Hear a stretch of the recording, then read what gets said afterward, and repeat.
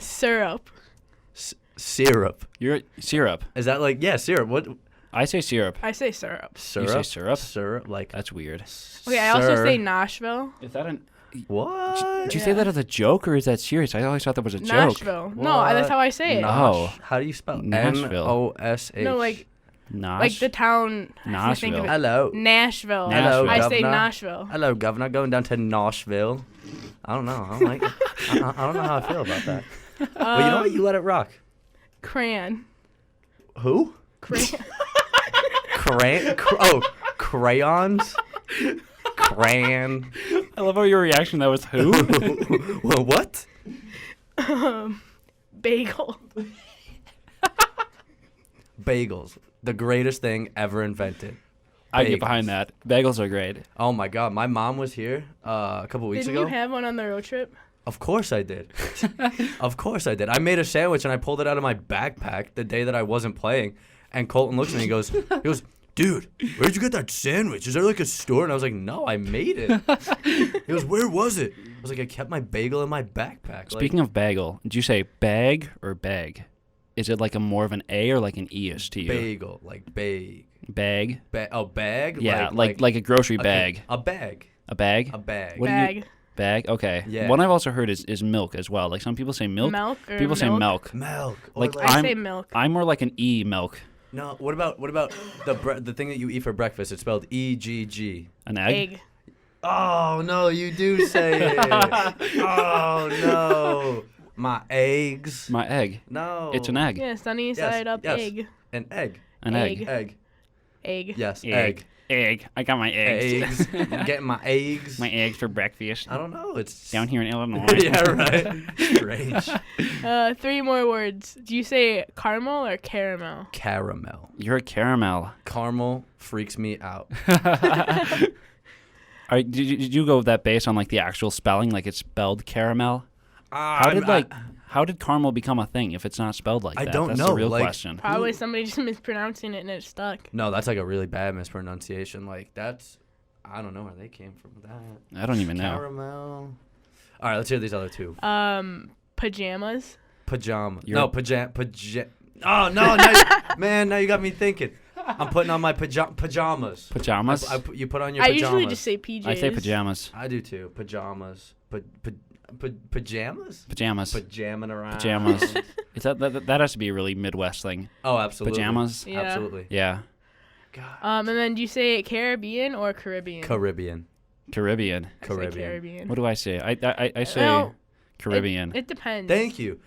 Although Yeah. it's really weird, that's really not like a New York thing because my cousin says Caribbean. For me, it's either Pirates of the Caribbean or like the Caribbean Sea. Like I say it differently. What? That's valid. Okay. So like the word can, I say differently. I say like I can do something or like a can of beans. Like I say them differently depending on the context. No, that makes sense. I kind of do the Yeah. same thing. I can see that. But I like, don't know, I'm just weird. That's crazy. 2 different Caribbean. It's Caribbean. That's what I said. Caribbean? Yeah. I think the proper pronunciation is Caribbean. I think it is too. I think that like the actual pronunciation, but people just say Caribbean. I know. I think it I'm is getting too. these confused now. I just don't want to like accept it if it's. You don't want to wrong. think about it that much. No. There you go. I don't. All right. Word test Well, is over. That was our New York word You test. failed. Oh my God! With Justin Carricato. I'm sweating now because of that word test. If that doesn't get you primed for the rest of this interview, I don't know what does. Game time. It only goes worse from here. Oh no! Let's go. Questions are only downhill. No, we're going to start off easy. We're going to start with hockey, and then after a little bit, we'll jump into more off-the-ice stuff.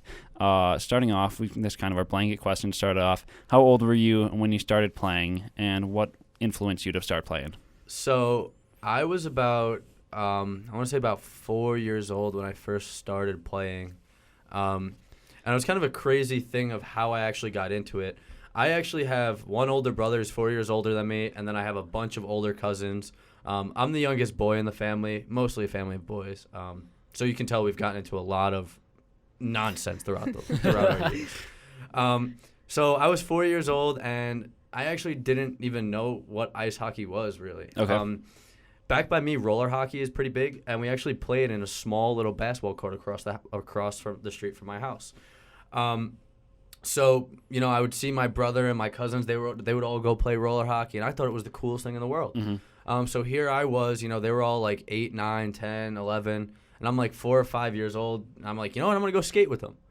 And the cool thing about it was I actually picked up skating fairly naturally. Okay. And I think that was it, man. My parents should have known then. You just got hooked on it? Start saving money for goalie gear now. What was it about being a goalie? Did you start that in roller hockey, or did that happen when you got on the ice? So I kind of a little bit of both. So like kind of going back to the whole story of actually how I got into being a goalie. I was watching TV one day and an Islander game came on. Okay. And Rick DiPietro was the goalie for the Islanders. Oh, sure. And something about him, he always just had the coolest looking equipment. Yeah. So it was, most goalies can attest to the fact that the equipment's what got them hooked. Because it's just so cool. Of course, looking. Yeah. But what happened was I was, being the youngest person there, we would actually shoot on poles. So like the 2 metal poles that would hold up a basketball hoop. Oh, like in a public park. That's what we would shoot at. Got it. So when you shot the puck, you had to hit the pole. So what they decided to do was they were like, you know what, we're sick and tired of poles. We want a goalie. My brother, thank God, surrendered me. Said, hey, I have a brother. He'll play goalie. I have a younger brother. So they literally taped me up with like couch pillows, a baseball glove, and like some rinky-dink little helmet. And they threw me in there and started shooting things at me. That's crazy. And I loved it. Humble beginnings. I literally loved it. I couldn't tell you why. Like, what was wrong with 4-year-old me? But I loved it. So then kind of fast forward, I started skating. I told my pops I wanted to play ice hockey. So he used to bring me to a lot of the open skate sessions. Okay. One of my older cousins played ice hockey at the time, so I'd go to his games. I'd always talk to his goalies, probably annoy them. But I just kind of fell in love with it. So I was like, hey, Dad, I really want to start playing hockey. So when I was about 6 years old, he put me into an in-house mite league. Okay. And I actually started off as a forward. In my first game, I actually scored 4 goals. Wow, look at you. So I was kind of like, wow, I really like scoring goals. Like, this is pretty cool. I don't know how I feel about that goalie nonsense anymore. Yeah, got a whole change of thought coming. Absolutely. But what happened was one day, the goalie of my team was sick. And the coach kind of pulled all of us together, a whole little group of 5-year-olds. Was like, hey, who wants to play goalie? No one else raised their hand except for me. And it was the same thing, kind of the gear, the equipment that just fascinated me. And I was like, wow, that must be really, really cool. And I played once, and I loved it. Like, so much to the point where I was actually able to convince that goalie when he came back that I wanted to play goalie every other week. Really? Wow. Yeah, so we would just switch equipment every other week. Yeah. That's crazy. All it was. That's crazy. Let's talk about your hometown a little bit, because you're the only guy from out of state on the team. Yeah, my memory serves me right. Yeah, we actually figured that out the other day, that I was the only non-Illinois player on the team, which is kind of surreal. So you're from Broad Channel, correct? I am. Where is Broad Channel? So for people that don't know. Yeah. So anyone listening, if you're familiar with Kennedy Airport, it's a small little island right next to it. Got it. So Broad Channel is a little marsh. It's about 3 miles long. We only live on a mile of it just because the rest of it is marshland, and the raccoons kind of took over the rest of it. But that's nice. But it's kind of crazy. But it's right on the Atlantic Ocean. Okay, sure. So I live in a small little bay that connects to the Atlantic Ocean. New York City is only about a half hour from me. I can see it out of my back deck. That's cool. Yeah, it's really, really cool. So looking on Google Maps, you're on kind of the very western part of Long Island. If this map is correct. Yes. Yes. So it's like not the other side that kind of looks like the mouth, but kind of the little inlet area. Sure. Yeah, it's really, really weird. The end that's closest to the city. Yep. Got it. Yep. Okay. Interesting. What's it like growing up on like an island? So I get that a lot. They're like, do you have like palm trees and coconuts and stuff? Do you have to take a boat everywhere? I'm like, no, it's not that kind of island. It's like a New York island. It's the concrete jungle island. But honestly, the nice part about it is living on an island, you get all of the amenities of being in a big city. But at the same time, I didn't grow up as a kind of a city kid. I was a beach kid. Sure. My biggest issue was being told to put shoes on because I didn't want to wear shoes. That's crazy. Because, it's kind of like the beach thing. Yeah. So the nice thing about it was, it was a very small community there. Of course, we had bridges on either side, so it wasn't like we were excluded from the rest of the world. You didn't have to take a canoe to get everywhere. No. Funny story, though. During the hurricane that hit us a couple of years ago. Oh, sure. Because we were so low to sea level, all the streets flooded and everything. and the only way to get around was kayaking around. That's crazy. So I was literally kayaking up and down the streets. Oh my gosh. But kind of the nice thing about living there is every summer I spent my summer out on the water. I was kayaking with my friends. We'd go swimming, we'd go fishing, all that sort of stuff. So it was really, really cool. That's I don't know if there's nothing really comparable to that in the Midwest. No, it's a lot different, which is why coming out here, kind of the biggest thing was I grew up next to obviously one of the biggest bodies of water in the world. Sure. So it was, I don't really get homesick, but the part that really got me was like being close to like a body of water. It's kind of one of those things that when you grow up near it, it's something that is always going to be with you. It's always something that, kind of relaxes you and stuff like that. So kind of like the absence of it was just weird at first. I was like, wait, where's the ocean? You just get so accustomed to it. Exactly. That's fair. Well, we got Lake Michigan, that's it's like our mini ocean here in the Midwest, It is pretty cool. I've been in it a couple times. So you talked about kind of the whole goalie situation, trading on and off when you were younger. But as you kind of grew up and you continued to play hockey, and I assume that there were other sports that you played along the way. Yep. Like most kids growing up in America, Correct. They play like the blanket, like 4 sports. What was it about hockey that really stood out to you that made you want to keep playing that one? It was so fast. The speed? It was so cool. There's not really much that you can compare to this feeling of actually just gliding on ice on a piece of metal that's maybe a quarter of an inch thick. Yeah. I mean, this kind of goes into the fact that all goalies are insane. I love the fact that people were kind of shooting things at me, and it was my job to catch it. Like, in baseball, I was a catcher, too, which, it's kind of that whole thing. I don't know. I just liked how fast it was and how there was always something going on at every second of the game. You kind of like thrived in that pressure as well. Oh, absolutely. Cool. That's the fuel. Sure. Throughout your career, as you kind of developed your skills, was there any player that you modeled anything in your game after? Yeah, actually. What's crazy is I'll kind of give a little side story to this. Okay. Right now at Lewis, I wear number 31. Sure. This is the first time in 14 years that I've ever had a different number. Really? Other than 29. Wow. And right now you're currently wearing a Vegas Golden Knights jersey. Oh. So I want you to take one guess where that number 29 came from. Marc-Andre Fleury? Marc-Andre Fleury. My man, nice. That man is my idol. Nice. I have been looking up to him for my entire life. Nice. And what's cool about it is I've had some really cool goalie coaches in the past.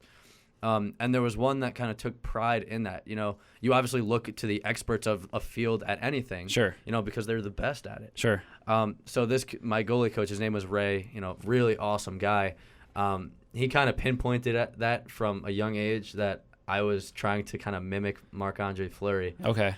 So him and all my other ones, they kind of helped me out, kind of making my style like his. That's cool. Obviously, the biggest difference is I'm 5'8" and he's 6'1", so it makes it a little bit tough. Yeah. But it's still pretty cool. Have you ever made like a flying Superman save like you had a couple months ago? I have, actually. Really? Nice. Did you get a great picture of it too that you can put on the poster? I wish. It's because I'm vertically challenged. A normal goalie would have made it there easily.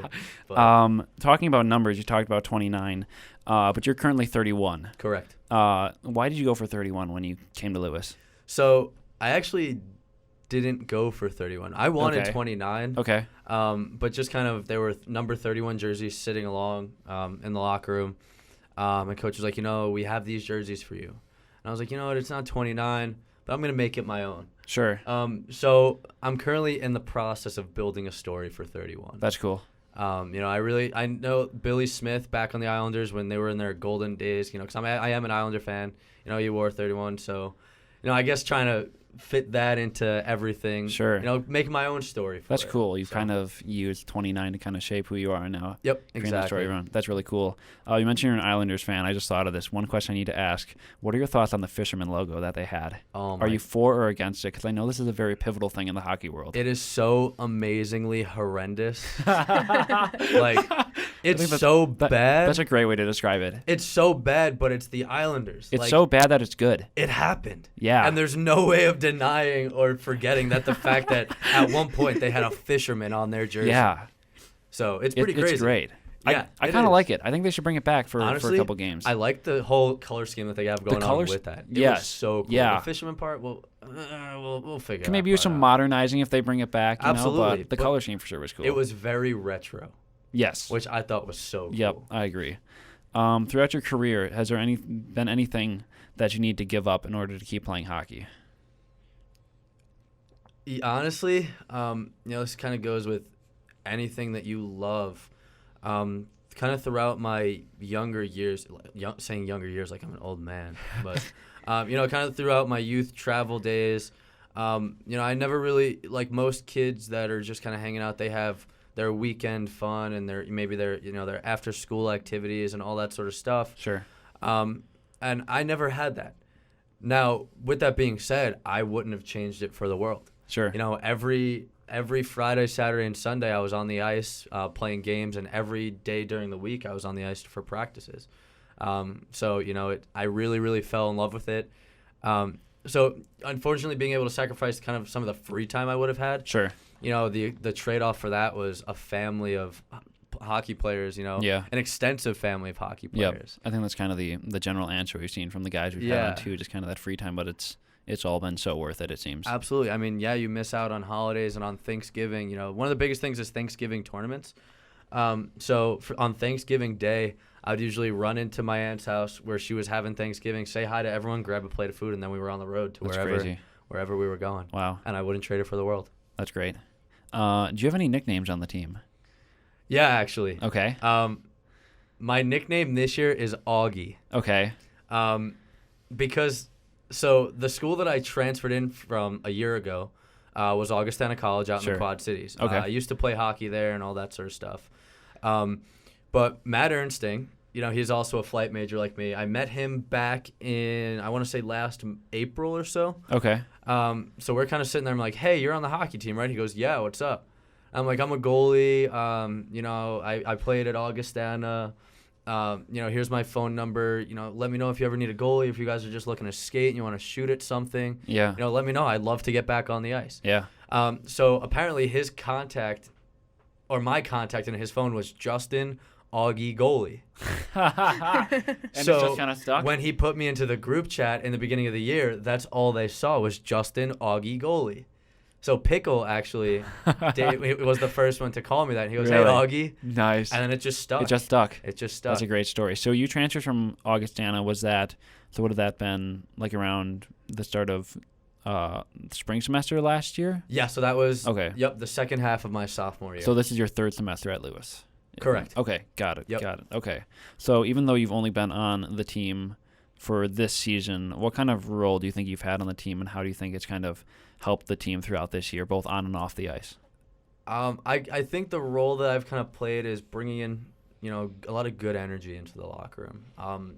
My team at Augustana, don't get me wrong, I love all those boys tremendously. Like I said, hockey is a huge family. But the biggest issue that we had was from the moment we stepped onto the ice to the moment we stepped off the ice, we were the farthest thing from a family. And it just wasn't good there. We had a 10-guy roster. Wow. At one point, my coach had me playing defense, and I ended up getting hurt actually and breaking 2 bones in my hand. Oh my gosh. So that was crazy, but that's a whole nother story. But off the ice, we were brothers and all that stuff. But on the ice and in the locker room, the amount of arguing with each other and nitpicking. Oh, you did this wrong and that wrong, and clearly, that's what we got. We did that to ourselves, and it just wasn't a good hockey environment to be in. So of course, I'm very stubborn. I work hard regardless. Yeah. So I worked very hard there, just to try to kind of make something of it, but kind of having all that negativity around you makes it really difficult. I imagine. So kind of being in a locker room where, of course, we're winning. Everything is nice when you're winning, but just kind of bringing in, positive energy. And even for the rookies too, because I'm technically considered a rookie. Sure. So we kind of went through the rookie processes, as all teams do. Yeah, of course. I was hanging out with all the rookies that were brand new to this, that have never experienced college hockey before. Sure. Whereas I had 2 seasons of it under my belt. So I was like, hey, try this. It's if you're struggling with time management, do this, right? So maybe kind of giving some advice to those younger guys that are kind of new here with me as well, kind of just that good energy in the locker room that helps make it kind of seems better. like it went from that kind of every man from itself mentality at your old school to kind of the win as a team and lose as a team mentality here, which it's definitely paid off this season. Looking at you individually, do you have any pregame rituals to get ready for a game? We talked to Colton last week, and we learned about his whole 5 gum piece routine that he goes through before a game. Colton's crazy. You got anything like that? I'm not that wild. I do have my superstitions though. Okay. And it starts with like 4 hours before a game. Oh wow. So I You make get going sure early on it. that kind of every player eats like a pregame meal. Sure. My pregame meal has to be exactly 4.5 hours before puck drop. Exactly 4.5. Exactly. Like I set an alarm on my phone and Really? everything.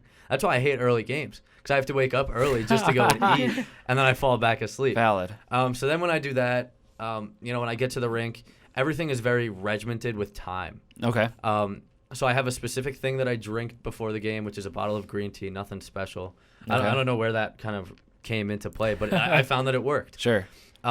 Everything is very like to the minute. I'm very systematic in it. Okay. I only start putting on my equipment exactly like 29 minutes before the game. Like once the 30-minute mark before a game hits, I'm in the locker room sitting down, waiting for a minute to pass, and then I do the rest. That's crazy. I mean, other than that, it's kind of just the normal superstitions of putting on my left side stuff first. Okay. I can't have anyone touch my equipment before a game. Okay. I think it's like really, really bad luck. Okay. Colton's a weirdo though. He's got his routines. Yeah, Colton had the gum routine, and I think I got lost with it halfay through. Yeah, I Because couldn't. he's like, even. do this 3rd piece of gum, do this 4th piece of gum. We're like, okay. It's crazy. Like I watch him and I'm like, dude, you're a psycho. Like I don't even know what's going on. But I've also been told by Chris Esty that apparently I'm one of the most normal goalies that he's played with. Really? Which I don't know. Is that a compliment or? I don't know if that's a compliment or an insult. I don't know how to take it. Or are just goalies just meant to be different? Oh, we're so different. We are so different. But like even one of my things before the game is I'll throw a ball against the wall. Okay. And I do it for the exact same number on each hand every single time in the exact same manner. Really? So I mean, it's just I wouldn't really necessarily say that's kind of one of those weird superstitions. Yeah. But it's kind of one of those things because goalie's a mental game. Of course. And I am definitely mental. And it's just kind of one of those things that helps me sink in, kind of with the mental part of the game. Sure. You talked about not having anyone touch your gear before the game. 2 weeks ago, we talked to David, and he said that every game he blesses the goalie's pads. He does. Does that ever almost cross the line with touching the gear there? Or is there an exception there for the blessing the pads? I make that the exception just because Pickle's blessings of the pads is incredible. I think that's like better than God, man. Dave Pickle, I worship that man.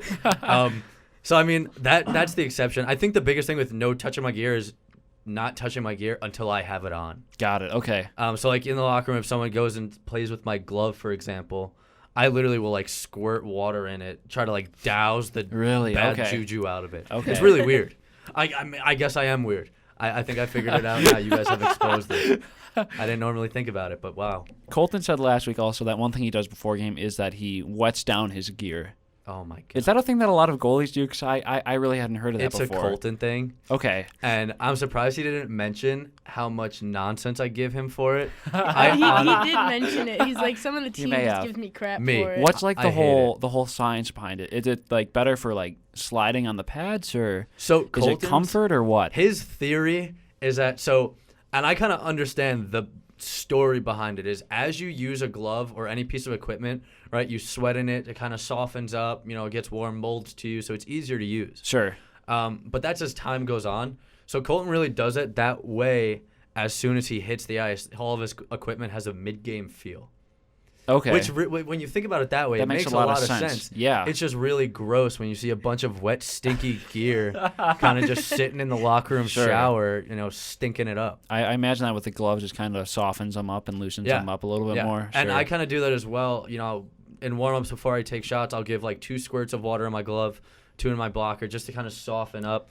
Because the stuff gets kind of crusty, it hardens after a while. With all the sweat and stuff. Mm-hmm. Do you have any rituals for in-between periods? When you go into the locker room, I know some guys, they'll take off jersey, take off chesty. Some guys do full shower. Some guys don't do anything, What's kind of your in-between period ritual? So my in-between, other than various exceptions, I won't take off my glove.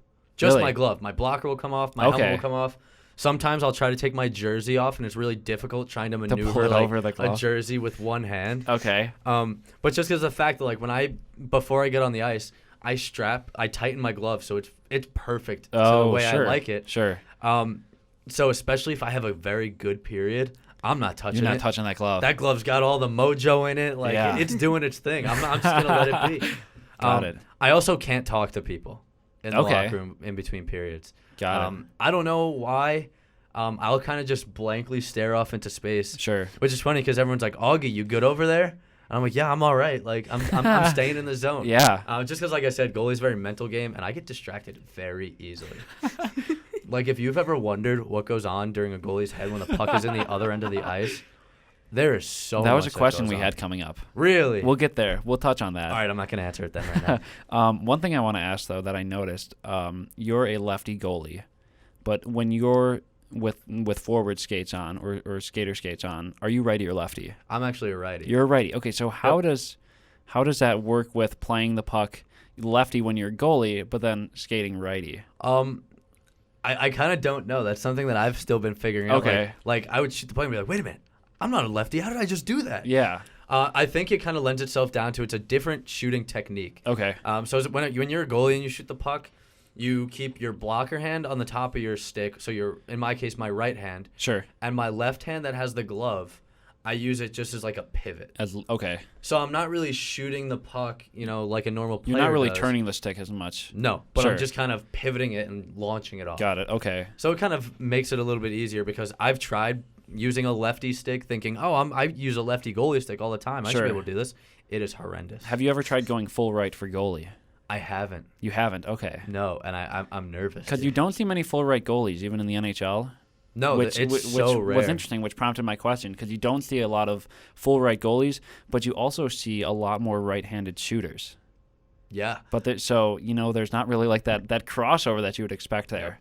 Yep. That's interesting. It is, and I mean the whole idea of like the right-handed shooter thing too. It helps because when a shooter is shooting from the right side, the puck will naturally go towards my left side. Okay. Right, which is your glove hand. Sure. And I love it. Oh, yeah. I love it. You can just scoop it up easy. Yes. Makes my life 10 times easier. Perfect. Let's talk music before the game. Favorite song or band when you're listening, getting in the zone? I have What's on? So many different things. It's so strange. So when before a game, before I start my pregame warm-up, I'll listen to EDM. Then when I'm in my pregame warm-up, like the dynamic movement part of it, I'm listening to heavy metal.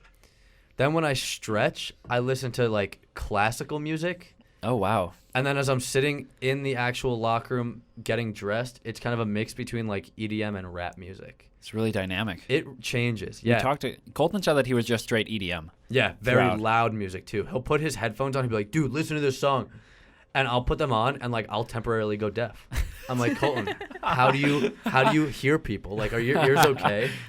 But he's an old man though, so I'm not worried. So you do a little bit of a rotation. Yeah. Depending on what you're doing. Does that kind of help you just kind of bring the time down and kind of lock in more as well? I think that's exactly what it does. Is it kind of helps me lock in, before the game, right before I stretch, I'm trying to kind of get like in a positive, jumpy vibe, have that high energy that EDM music gives you. Sure. And then the heavy metal part, I also play the guitar too, so hearing kind of a lot of the guitar parts in the heavy metal music helps me kind of, that's where I start getting in the rhythm of like, I'll like count the beats and stuff like that, like while I'm counting off my exercises and stuff like that. Sure. So it's a very mental thing to kind of help me just lock in and give me something to focus on. And then when I stretch, that's kind of my time to relax and get any other non-hockey things kind of out of my system. Yeah. So listen to the calming music. I'll do breathing exercises as well while I stretch. My eyes will be closed the entire time while I'm stretching. Sure. That just kind of helps me, put myself in the here and now for hockey. Forget everything else that's going on outside, life, nonsense, whatever. Just focus on hockey. That's great. Just focus on the fun stuff. Sure. And then the rap and the EDM back in the locker room is to kind of get that energy back before you go onto the ice. Sure. Get the boys all going before the game. Exactly. Exactly. If you could play another sport, let's say at the collegiate level, which one would it be? If it couldn't be hockey, which one would it be? I think I'd have to go with lacrosse, honestly. Okay. I love that sport. I didn't play it for nearly as much as I would have wanted to. How many years did you play for? I played for about 3 years. Okay. And And which is kind of, whoever is listening to this that kind of knows that I've been playing baseball my whole life is probably like, wait a minute, why not baseball? It's kind of one of those things that I mentioned on why hockey is my sport. It's because it's so fast. There's always something happening. Sure. And they pretty much say that lacrosse is hockey on grass. Sure. And it's awesome. It's the same thing. You can hit people. I was actually a goalie when I played lacrosse. The cool thing that I like about lacrosse, too, is that the goalie can actually score. And I had like 10 goals in my 3-year career. Really? Which was so cool. How far can you come out when you're a lacrosse goalie? Can you go? You can go all the way. Really? You can go face to face with the other goalie if you want. Wow, that's bold. Yeah. That's bold. You run down the court. Hey, goalie, you stink. And then you run back to the other side. That's great. Speaking of goalie scoring, have you ever what's the closest you've gotten to scoring a goal in hockey? Oh, I've scored plenty of goals on myself. Okay. But I know what you're asking. Have you ever sent one all the way down the ice and buried it? I've tried. I always miss. Got it. But what's funny is during practices, whenever I'm bored, I'll kind of pretend that like I'm in the NHL and this is my moment. I got the lights shining on me. Yeah. It's just me in the open net and I'll shoot it. And like 6 times out of 10 I'll miss. Okay. But when I do make it, it is awesome. I'll go crazy. I'll celebrate and everything. And my coach is like, dude, what are you doing? You're like, coach, dude, I just did. I just did that. I just sent it the full length of the ice and nailed it. Yeah. That's great. What would you say is the most important lesson you've learned from hockey?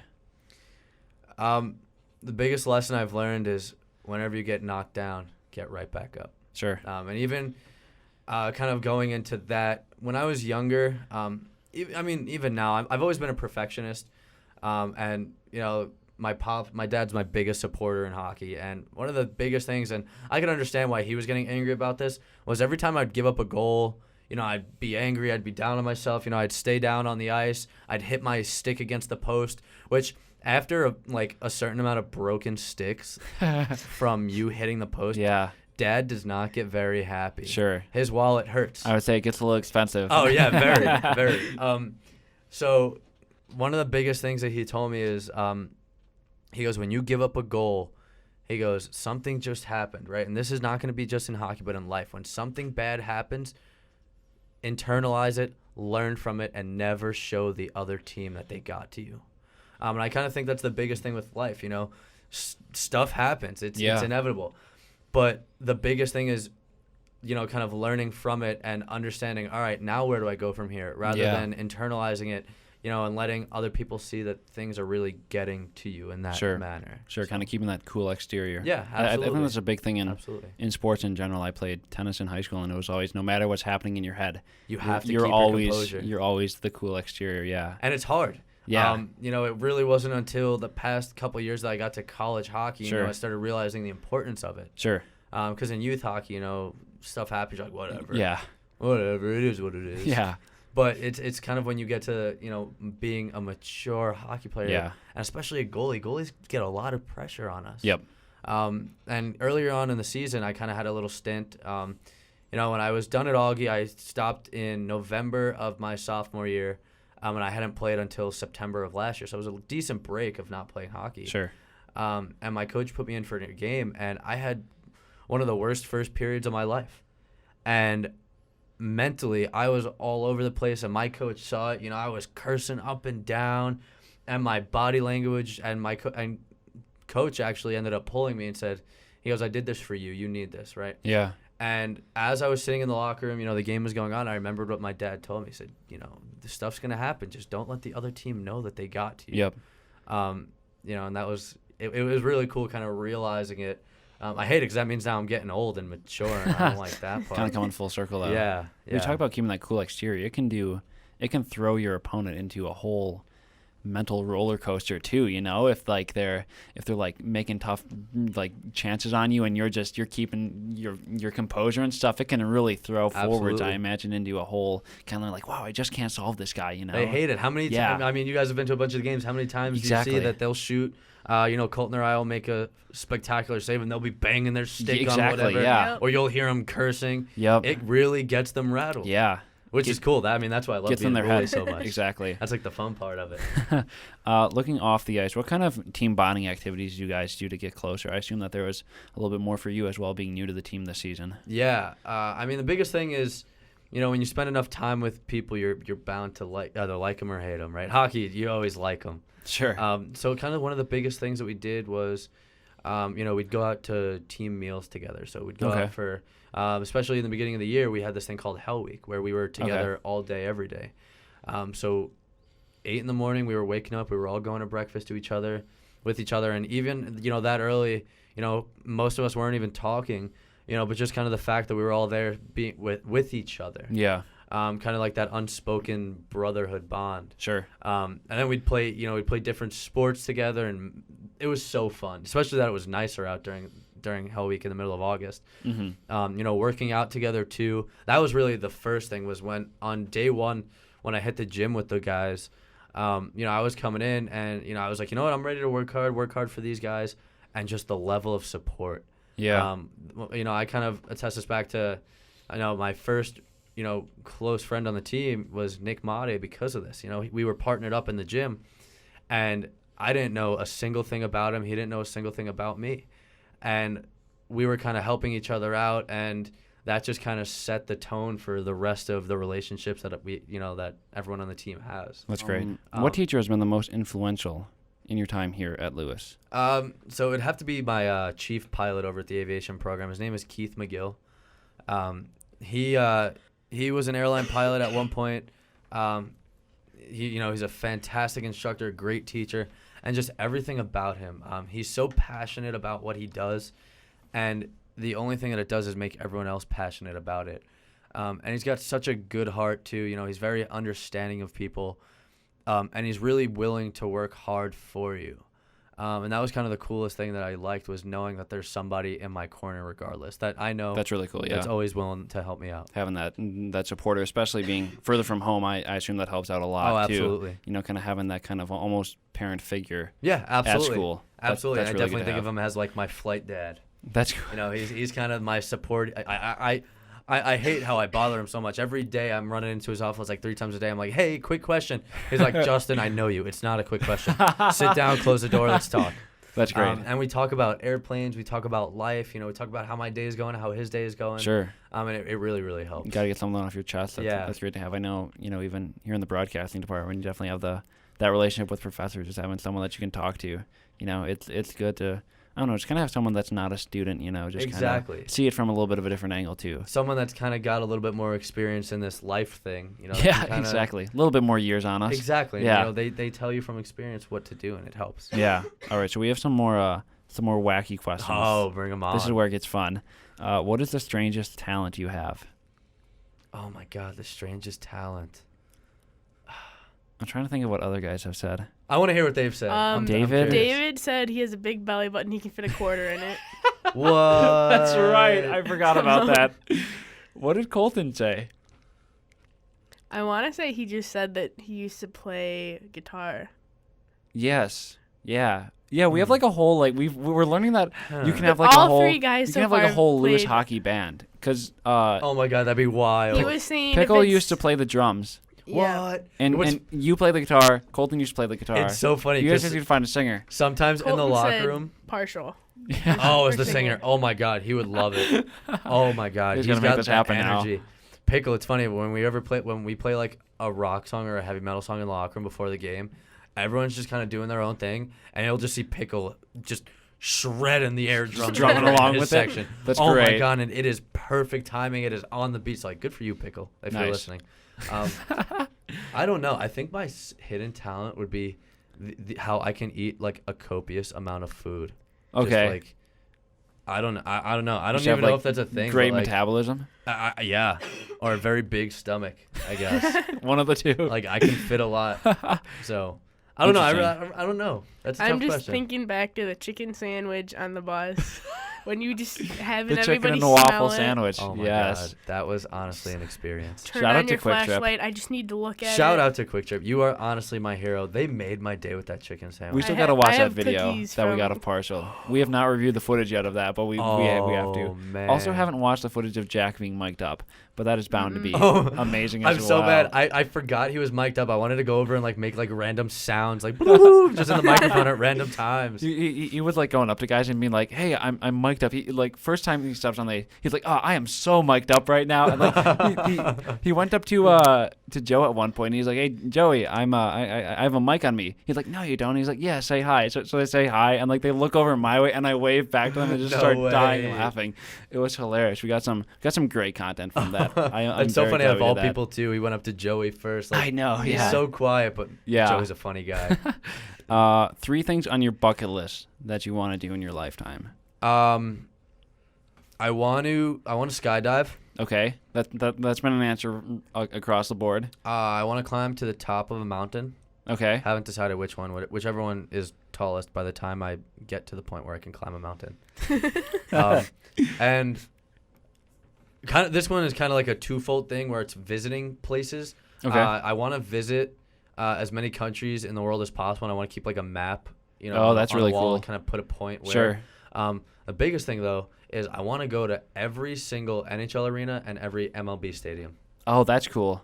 Yep. When I was younger, my parents, we went on MLB road trips, and I think we got like 10 or 15 checked off. No way. What's but the coolest we're still one? like, I'm trying to think. I was really young.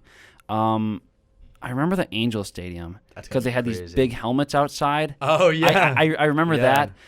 Colorado's was really cool because you have the Mile High line in of the purple seats. Yeah, what's crazy That's is really neat. I was in Colorado and I couldn't believe how their baseball stadium is literally just boom right there smack in the middle of just random buildings. Yeah. Yep. Like it is right there. Yep.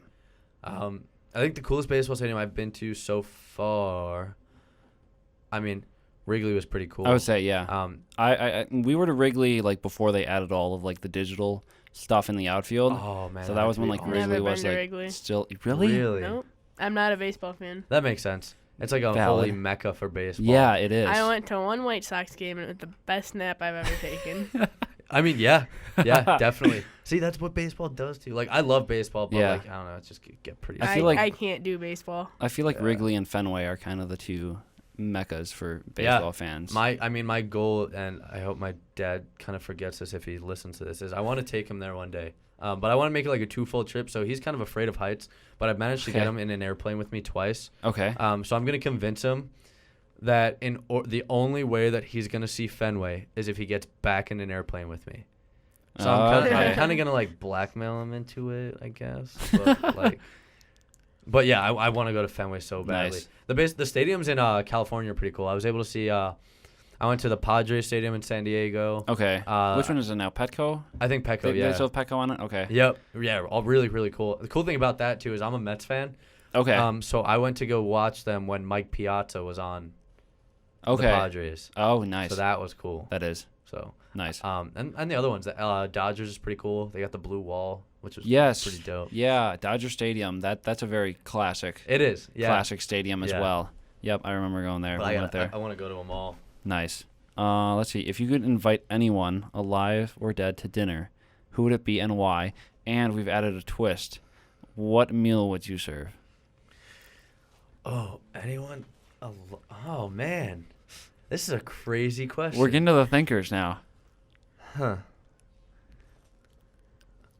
Man, I don't know. Sorry, listeners, for the awkward silence. I am currently thinking. There's a lot of steam coming out of my ears right now. Oh my God, I cannot believe you got me on this. I'm trying to think of what the other guy said. David said some drummer. David, yeah. That's what I was gonna say. A drummer. Who did Colton say? I'm blanking on Colton's answer. I just edited it. I should know. Honestly, I think I know who it would be. Okay. I'd probably pick Stephen Hawking. That's who Colton. Oh my gosh. Are you kidding me? No. You can't make this up. Talk about a bromance. Oh my gosh. You guys are like, your brains are just connected. Literally talk about a bromance. Oh my gosh. That is insane. Stephen Hawking. That's absolutely. insane. What would I serve? What would if you the say meal the be? same thing as Colton, I can't remember what Colton said. I don't think it will be. It would probably be dinner. I'd probably make them like a gigantic pot of sauce and meatballs. Like I'd show them like good. That's what Colton said. Colton, get out of my head. Get out of my head. Gosh. Are you serious? He did say meatballs. He said pasta, garlic bread, meatballs. Yeah. Colton is a meatball. He is a meatball. Oh my God. That's so funny. That's insane. What are the chances? You can't make this stuff up. Holy crap, this is so cool. Jeez, wow. Next one. Let's see how connected you and Colton really are. If you could keep one app on your phone, what would it be? I'm trying to think of what Colton said for this one. Ooh. I know what Colton and David said. Okay, got it. I don't know. I like Instagram. Instagram? That's what David said. That's what David. I Okay. like Colton said Snapchat. Colton said Snapchat. Yeah. I could do without it, but I like Instagram. I think it kind of offers a lot of opportunities. I think the whole idea of a picture says 1,000 words. Yeah. I think you can capture a lot in the pictures that you put. And my Instagram, when I first made it, was kind of like a awkward middle schooler Instagram. And then I think we all went through that phase. Oh, absolutely, and I'm proud of it. And then it kind of transformed itself into like a story of my life type thing, where it's all my adventures, occasional accomplishments, stuff that's going on in life. So I think that's pretty cool. I have noticed that your feed is very aviation based. There's not, now that you're playing for Lewis, there's not much hockey on that. Is that just because aviation has just been a big part of your life in this kind of current state, or? It's because I couldn't get any pictures of me in a Lewis hockey jersey. I have some pictures of you in a Lewis hockey. Really? Get you some. Yeah. Really, send them to me and I'll post them. You'll get credit. I'll send you my website. No way, yeah, please do. Because my parents back home, they like those pictures too, and that's kind of one of the things is, we used to have a photographer come to the games at Augie. Okay. So I was able to kind of get some good Augustana pictures on. Yeah, there were some really cool ones. Yeah. But kind of all that I've been able to do recently is airplane stuff. Got it. So that's all I've. Makes for some good pictures though. Oh, Being up on a plane, Yeah, you not see many some people really cool sights. Oh, I imagine. All right, top 3 burger toppings. If you're going to B-Dubs and getting a burger, what's going on it? I kind of. Or get your spicy chicken sandwich? Oh yeah, I love spicy. So yes. Like, my go-to on a burger, like if it's my ideal burger, it's gonna be like a nacho burger, right? Ooh, okay. So you got guacamole on there. Okay. Jalapenos. Okay. And then like nacho chips and cheese. Which is kind of like 4, but I'm gonna count the nachos and the cheeses. Good. They can go together. That does sound good. Yeah, I've also been told that I make a mean burger. Apparently, I'm a really good cook, according to a lot of people. So, if you're ever hungry, come find me. Oh yes, of course. I have meatballs sitting in my fridge right now. I'm about to make a pot of sauce probably this weekend. Nice. Hopefully, Stephen Hawking comes to have your pot of meatballs. Maybe Colton will come maybe over. Colton will come. That's better. You guys can both make meatballs for each other. We can bond. You can bond over the meatballs. Yeah. All right. This is a fun one.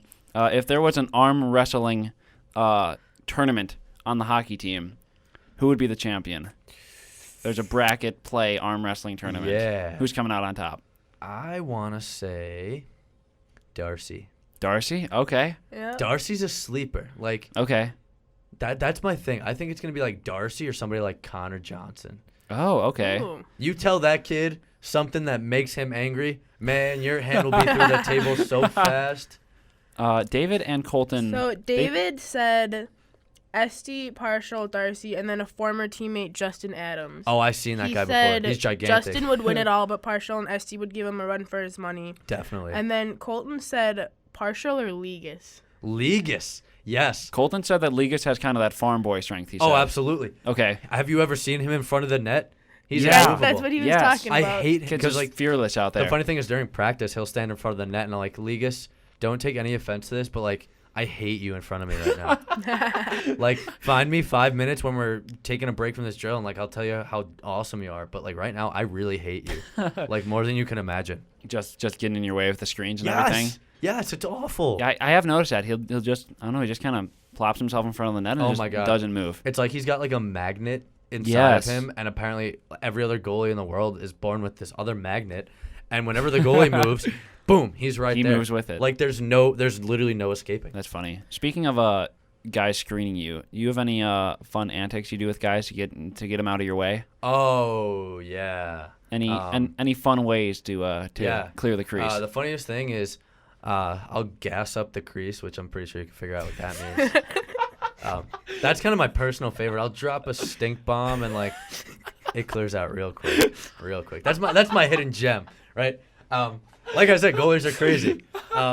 Whatever Were you works, talking about doing that at Marion? You were going to do the blazing challenge? Yes, I was. Oh, my gosh. Another one is I'll kind of take my stick and come right up where the sun don't shine. I saw that in practice once. Yeah, and guys do not like that. It's so subtle, too. Or like I'll get them behind the knee. Like, have you ever had like have you ever been walking and one of your friends like comes and they'll like knee you right behind the knee and it just gives out? Your knee just buckles. I'll do that too. Yep. Yeah. Or next thing you know, you're on the ground. Oh my god, the funniest thing is I'll just start saying like the randomest things. Sometimes I'll sing.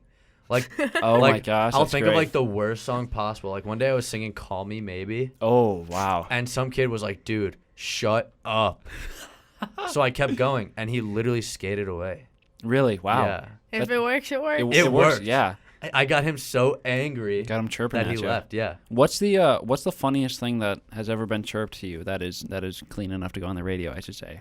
Oh. Or maybe that you can censor to go on the radio. I imagine you get some good ones being a goalie. What's funny is like, as a goalie, I'm kind of like a stationary being. Like the thing what happens see, my thing is everyone's like, dude, shut up, you're short. That's like their go-to. That's their go-to? And I'm like, wow, man. They aren't very creative. I'm like, you broke my heart. Like, I genuinely think I'm going to cry myself to sleep tonight, buddy. It's so funny, though. But, like, some of the ones that I've said to guys, like, most of them I can't say on here. Some of them have gotten me fought. Like, when I was at Augie, I got into a couple fights before. Wow. Which was crazy. Just cause Did you ever fight the other goalie?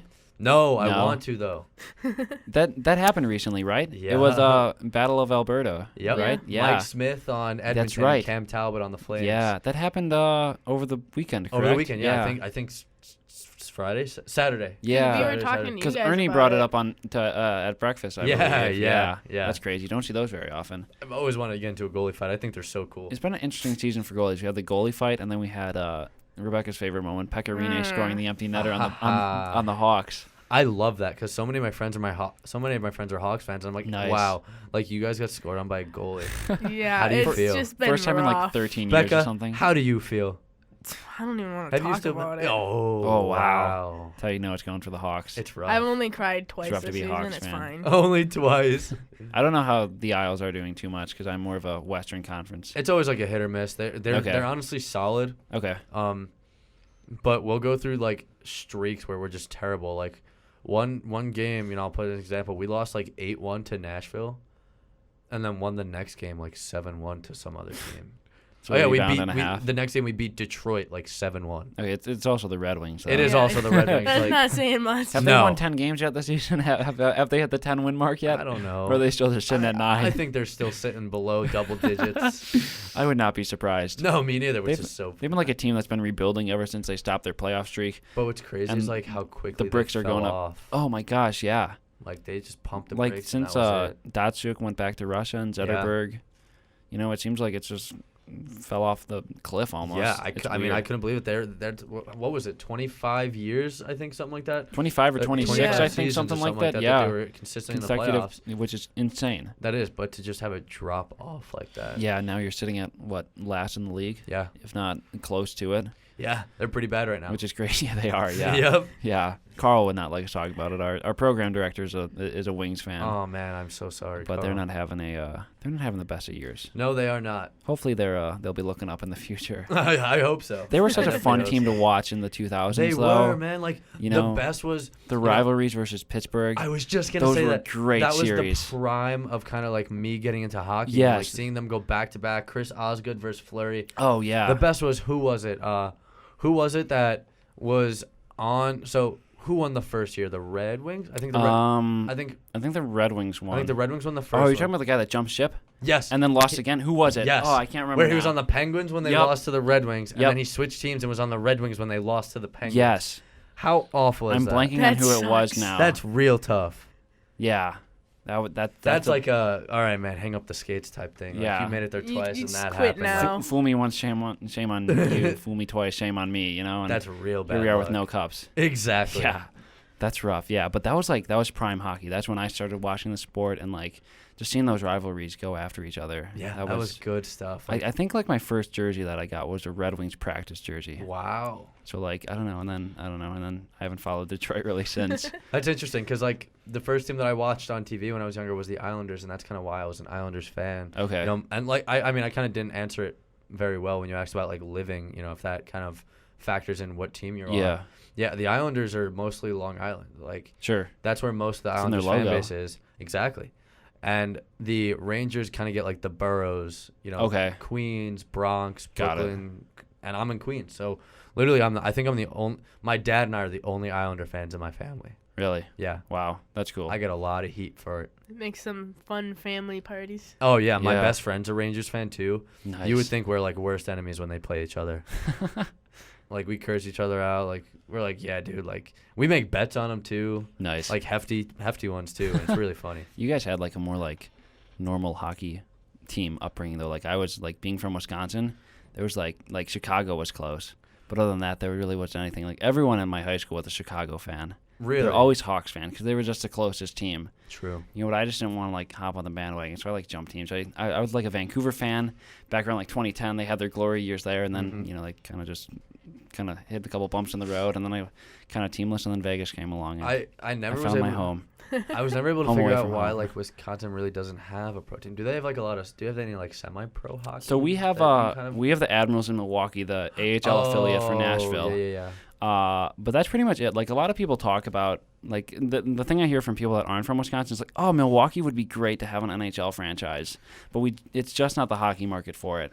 You know, like we had the Bradley Center, which was built by the Pettit family to have an NHL franchise, and it never got it. It was recent. It was torn down like a year ago when the Bucks got their new arena, because the Bucks are now in the new arena. Marquette moved there, and the Admirals are playing in UW Milwaukee's arena, so they play there. So Bradley Center wasn't being used; it got torn down. But that was the goal, but it just really doesn't have the market. And like people will bring up like Wisconsin Dells for having a hockey team, but it's like no, that doesn't have the market either. Like Madison, that doesn't really have the market. There's really not a city that's quite large enough. Yeah. That doesn't just have other professional sports that draw a lot of attention to it. I know there's a lot of junior teams there. I know there's a couple of USHL teams and NAHL teams. I actually got some looks by a couple of those teams up in Wisconsin. Nice. Too, so Parcel played in the Dells. The Dells Ducks. With the Dells Ducks. Oh, really? SD played Yes. for the River Kings, River Rapids, Oh, something like that. Sure, wherever that is. Yeah. I don't know. People throw out like a lot of odd names for small town Wisconsin. I honestly don't know where it is, but like There was a team. I don't know if you're familiar with them. It was the I think like the Cooley Region Chill. no. It's It's a great name though. Yeah, right. That's crazy. Right. I don't know what the actual geographical location of where in Wisconsin they are, but I know they were up there. I was at a Green Bay Gamblers. Wow. Yeah, Green Bay Gamblers game a while ago. They're junior hockey in the USHL, yeah. Yeah, the USHL is pretty cool. I had a couple friends kind of go through the USHL. It's always fun watching junior hockey because it's guys that are just out there grinding for the love of the game. Yeah, which is great to see. What was crazy is you know how they have like the World Juniors tournaments every year? One of my friends actually that I played hockey with when I was 13, who was on my team when I was 13, was in it this year. No way. Yeah, his name is Shane Pinto. He was playing for Team USA. I recognize that last name. Yeah. Yep. Okay. I think it was one game where he put up like 2 goals and a couple assists against the team. I watched that for like the first couple rounds, and then I don't know. The defense is rough. It is. It is. You know, you put a team on a power play, and it's a shot fest. You know. Yep. Yeah. feel bad for the goalies in the World Juniors. What's crazy is those goalies are crazy good. Yes. Like you need to be good when you're going up against 5 scorers, basically. You know, like none of those guys' priorities are defense. Even like the defensemen, you know, they're all there to score. You know, which is crazy, but that's what the scouts are looking for. Exactly. Yeah. You have to go for the scouts, I guess. Yep. Moving on. This one, I guess, applies to you a little bit more than other people. If you are stranded on an island and help is coming in a week, and you can only bring 2 teammates along with you for that week, who would it be and why? So help is coming in a week. Help is coming in a week. You have a week to survive, and you're on a stranded island. You don't know anyone else there except for the 2 teammates you bring. For comical relief, Colton. Okay. I'll bring him there. But for like me trying to survive, yeah. You have to make it that week. Let's see. I'm trying to think of like who's the most like resourceful. Joey Finn. Okay. Joey Finn Daka. I can see that. Absolutely. I can see that. For being resourceful, Colton said Darcy. Colton said Darcy because if you found other people on the island, Darcy would make friends. He'll with become exactly. Yep, that's You're what right. it was. We would have like an island clan. Exactly. Yeah. But like in that case, Darcy would be the person who'd be like, "No, I'm not leaving. Like I'm staying here. It's pretty cool here. Like I'm starting to like it here." Help would come and be like, "Okay, come on, guys, we're gonna take you back." And he's like, "No, that's like, okay. No, I'm all right. That's hilarious." get me in like another year. One final question we'd like to wrap up with: if you could spend the day in any of your teammates' shoes, who would it be and why? Put me in Colton's shoes. I would love to know what goes on in his head 24/7. What other answers have we had? David said Gore. David said Gore. Gore. Partial last semester said Gore, and then Colton said partial. Yep. Partial. One thing, Quick Trip. Oh my gosh, That's it. yeah. We're going to have to bring that up when he's on. Yes, Yeah, you are. for sure. He'll be coming on, we have him for 2 weeks. 2 weeks. Next week's Oh, Darcy. sweet. Next week's Jack. And it's Dylan and Zach. Yeah, Cool. both of which should be great interviews. Yeah, it will be awesome. It's been fun to get to get to know you guys more this season, just Yeah, I mean, it's on and off the ice. It's awesome that we kind of have people that are, in our corner now. Yeah, it's great it's to cool. it's great to be this close with a team. It kind of gets you a more accurate picture of what sports production is actually like, the relation that you have with a team. Cause and I mean, we both want to work for a hockey team. Yeah. So this is No way. Exactly. dream come true for us. yeah, That this is awesome. right up That our is alley. so Hopefully, cool. yeah. So Hockey's definitely the best players to work for. We have the most fun. oh Oh, yeah, we've we noticed Yes. that. Yeah, we have the most fun. yes, that road trip there were. Oh man, Yeah, things get pretty wild. I think the funniest parts were the meals. Oh Heat yeah. ups was hilarious. Oh, from, yeah. from Colton dropping his fries. Oh my god. Just all the I have some obscure quotes stuff. you guys Yeah, have we said do have some that we quotes. thought were funny. Really? Yeah. Let's bring up the quote for it. Oh my god, I cannot wait. So when we were on the bus, it was really hot. So Colton said, "It's so hot in here. Put me in an oven and call me a Rice Krispie." Oh my god. What? I think that one's my favorite. That one's one of my favorites. Yeah. You had your one to Frank. What was that one? You and I must say the banter between you and Frank was hilarious. Like the voice you do when talking to him, and Frankie. Hi, Frankie. and the bananas from Quick Trip. That was great. Frankie, do you want a banana? Okay. Do you want a banana? Frankie, do you want a banana? It was so Oh good. man. What was the one from Justin to Frank? There was one. What was it? Frankie, temporarily sit on a cone and spin. Yeah, that sounds about right. You guys have some great clapbacks at each Sounds other. about right. It's incredible. Temporarily though. Temporarily. It's Frankie. I won't Not let him sit there permanently, permanently. though. Yeah, we had some good ones from Jack though, and just I don't know. It's been great to kind of see it's you're so much more than just the athlete that you are. Like going into this, I feel like there was kind of. I don't want to say like a wall up, but okay, you guys are the hockey players. It's almost like I think society in general puts athletes on a pedestal almost. But now getting to know you guys, it's like you guys are just college students, just like us. I mean, that's it, and I think that's kind of the tough thing with us is that we're kind of seen and to be in a lot higher than other people, and I just don't like that aspect of it. Mm-hmm. That's not who I am, and I think that kind of goes back to the fact that a lot of hockey players are very humble. Yes. So we don't want to be seen like that. I mean, don't get me wrong, it's cool and Yeah. all, but we don't want to be seen like that. That's why we're a friendly group. We take in whoever we can. We're friends with everyone. That's kind of the thing about it. Yeah, you guys have been very inviting for us every game.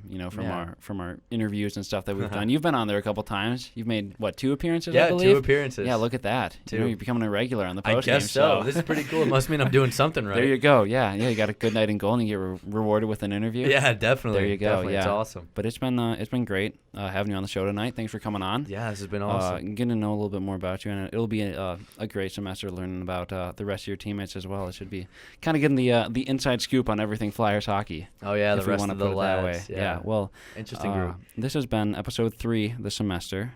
Correct, if my math is Yep. not off. Not up quite yet. Rebecca is just dying from this horrible cough. The coronavirus has hit the radio station. No. Pretty hard. Yeah. Oh, don't worry. It's just a cold. That's what she says. That's what the That's doctor what the told me. doctor says. It's just a cold, but it's definitely spreading to other They're people. lying. But it's okay. Don't worry. We're fine. Well, this has We'll been survive. episode 3. of the Dumb and Chase podcast with Reid and Rebecca on 88.1 FM. WLA The Start, Lewis University in Romeo University, Illinois. Thank you so much for listening, and we will see you next week.